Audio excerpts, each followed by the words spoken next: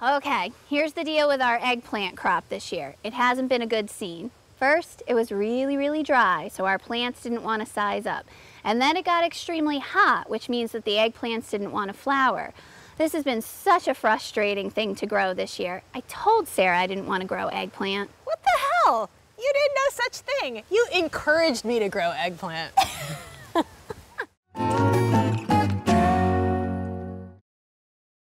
Okay, I know. I did encourage you to grow this crop, but I did tell you eggplants can be tricky. They are looking a little better than the last time I saw them, though. Yeah, I mean, it's certainly taken long enough. I planted beans, they grew up the trellis, they fruited, and they died back, all in the time it's taken the eggplants to get this big. But I stepped up the watering, at least 1 inch a week, and I fertilized them like you told me to. Okay, great. You used that blossom booster, right? Yeah. So if your eggplants are looking healthy, but they aren't flowering, you may need to give them a phosphorus boost.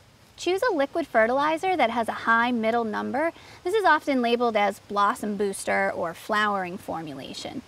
Mix up the water-soluble fertilizer and water the eggplants with the solution every 7 to 14 days. You should see increased flowering in a little over a week.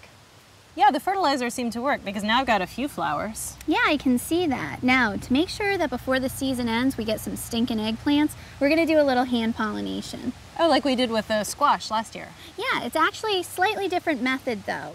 First, you'll need to know some basic botany. Each eggplant flower contains both male and female parts. The male stamens are yellow and covered in pollen. The female pistil is located in the middle of the stamens and is usually a whitish green color.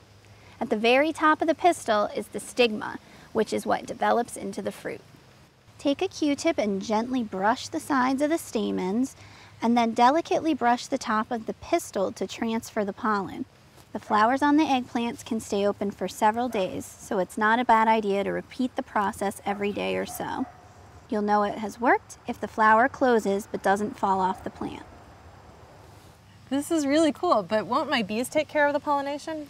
They could, but you know what? Since it's so late in the season, I don't want to take any chances. In the next few weeks, we could get a frost and then it's game over and no eggplants. True, and Seamus would be so disappointed. I keep telling him how yummy eggplant is.